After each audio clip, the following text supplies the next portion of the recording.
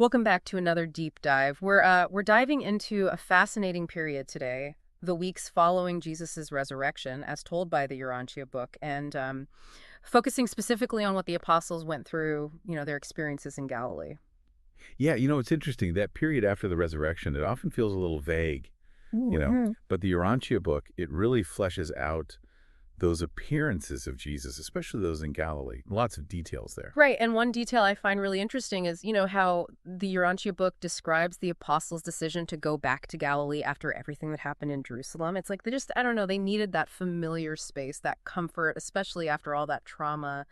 It makes sense, though, when you really think about it. I mean, Jerusalem, that's where their leader was crucified, where they were in hiding, afraid for their lives. It's understandable that they would long for Galilee, for that peace, that sense of solace. Totally. It's such a human thing, isn't it? That need to be grounded in what's familiar, especially when everything's been turned upside down.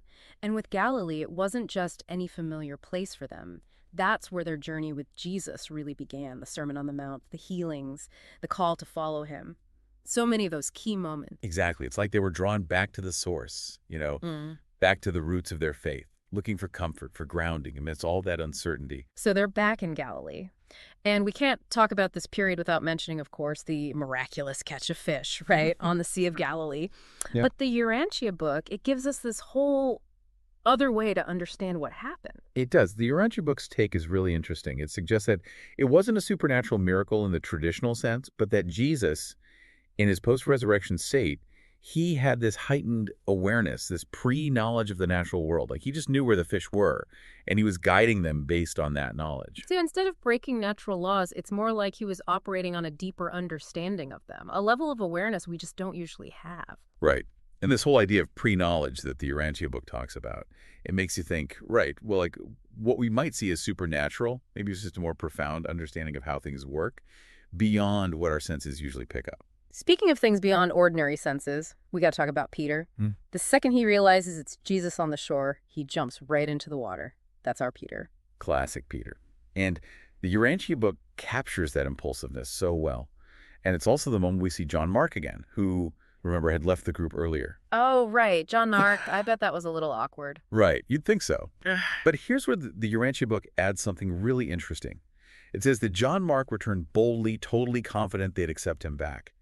It really shows you the power of forgiveness, of reconciliation in this early community. It's like experiencing that level of forgiveness from Jesus firsthand allowed John Mark to then seek forgiveness from others. It's such a beautiful detail, speaks volumes about transformation, Absolutely. It highlights the core of what Jesus was about, that love and acceptance, and how it rippled out to those around him. And speaking of inspiring, the Urantia book describes these one-on-one conversations Jesus has with the apostles after breakfast, almost like personalized guidance for each of them. It's remarkable how the Urantia book really emphasizes how deeply Jesus understood each disciple, their personalities, their struggles, everything. It wasn't just a blanket message. He knew what each of them needed to hear. Can you give us some specific examples? Yeah, so for example, the Urantia book says that Jesus specifically talked to Peter and John about the importance of love. Maybe he sensed that potential for rivalry, for disagreement between them. And then with Andrew and James, the focus shifts to trust, which makes sense given their more practical, action-oriented personalities. Oh, that's amazing. It's like he could see their strengths, but also the potential pitfalls, and he addressed them with such love and wisdom. Exactly. It underscores how compassionate he was, how he met them right where they were on their spiritual paths, addressing their individual needs. So we've got the apostles coming back to this place that held so much significance for them, this deeper look at what might be considered miracles, the return of someone who strayed, and then these personalized pep talks from Jesus. It feels like they were being prepared for something big. You're right on the money with that, because the Urantia book then takes us to the Mount of Ordination. And this time, Jesus, he appears in his Urantia form. Urantia form. Yes, sorry about that. Urantia is a term the Urantia book uses. It describes this state of being that's, it's between the material and the spiritual. So Jesus, he's in this more spiritual form, and he's reordaining his apostles. Okay, so he's reordaining them, but this time he's not exactly the same as before. He's closer to the divine. How did the apostles handle that?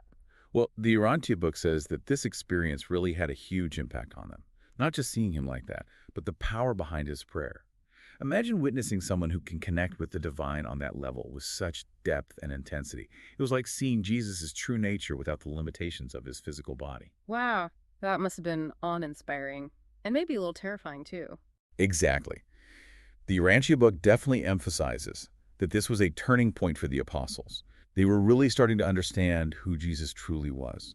It's like they were beginning to grasp the enormity of what had happened, what the resurrection really meant. Yeah, exactly. And as they started to process this new understanding, even their message began to shift, to evolve. Whoa. In what way? Well, according to the Urantia book, there was this subtle but significant change. They were moving away from the gospel of the kingdom, the message about God's love and our role as his children. They began to focus more on the resurrection itself. So they were putting more emphasis on the idea of life after death, on the hope that death wasn't the end. Exactly. The Urantia book really highlights this shift because it shows us the human side of how Christianity was developing.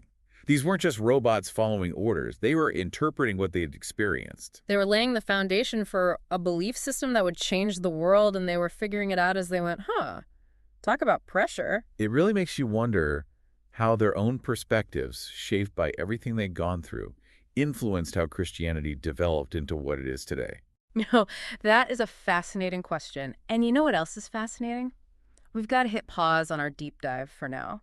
But don't worry, we'll be right back with part 2, where we'll explore what happened when they took this evolving message back to Jerusalem.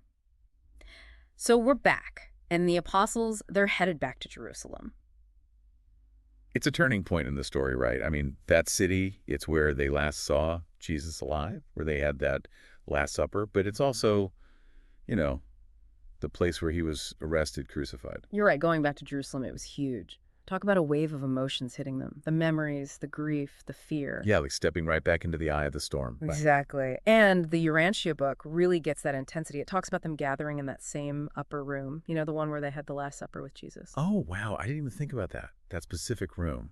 Mm. Heavy stuff. Right. You can just feel the weight of it all. And then, as if things weren't complicated enough, John Mark's father dies suddenly. Oh, man. Talk about an emotional roller coaster. They're dealing with their own grief over Jesus, this new mission they're trying to figure out, and now they're supporting John Mark through losing his father. It was a lot, no doubt about it.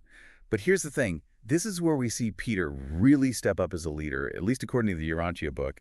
He's convinced about the resurrection, fired up about it, and he gives this passionate speech, urging the others to spread the word with him. So he's like, listen up, everyone. We have a story to tell. The world needs to hear this. Exactly. He's got this energy, this conviction that's contagious. He's become the voice of the resurrection, the voice of hope for life after death. But you said he was urging the others. Does that mean some of them weren't as gung-ho about this whole resurrection focus? Yeah, the Urantia book specifically mentions Nathanael. He was still really attached to that initial message, the gospel of the kingdom. Remember, that was about God's love, social justice, really living out your faith in the world. That resonated with Nathanael. So even within this small group, you've got different ideas about what message they should be spreading. Absolutely. It just goes to show, even back then, there were already different ways of understanding Jesus' teachings. Mm-hmm. And the Urantia book, it gets that. It shows us these are real people, dealing with loss, with change, with the weight of what they're facing. Good reminder that there are always different perspectives, even or maybe especially when it comes to faith. For sure. And those moments of friction, those disagreements, they can be opportunities for growth, for deeper understanding. So we've got clashing opinions, Peter going all in on the resurrection message, Nathanael holding on to the gospel of the kingdom, all while they're grieving and worried about being persecuted. Yeah, talk about a recipe for drama. You said it. And speaking of drama, that's where we got to leave things for now. But don't you worry, we'll be back with part 3 to see how all of this unfolds and what it means for their movement. We left off with the apostles back in Jerusalem, John Mark grieving, and this real tension about what their message should be. It's a lot. It is. It really is. You got to remember, these were people who had given their lives to following Jesus, to building that kingdom of God here and now. That was their whole world. And now it's been shaken to its core.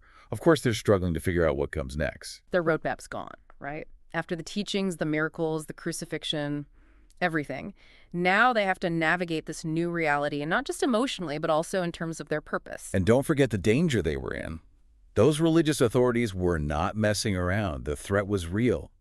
But even so, they felt this urge to share what they'd experienced with everyone. The question was, how? Exactly. Was it about living God's will, creating a more just world, like how they understood that kingdom of God message? Or was it about proclaiming the resurrection, that death wasn't the end? Which way did they go? And here's where the Urantia book, it really shines. Yeah. It doesn't give us a simple, they were right, they were wrong kind of thing. It gets that they were all dealing with something beyond human comprehension, so their interpretations were going to be different. Trying to put a square peg in a round hole, almost? Right, yeah. They had this huge, life-changing experience and tried to make sense of it with the tools they had. Totally. That's what makes them seem so real, even after all this time.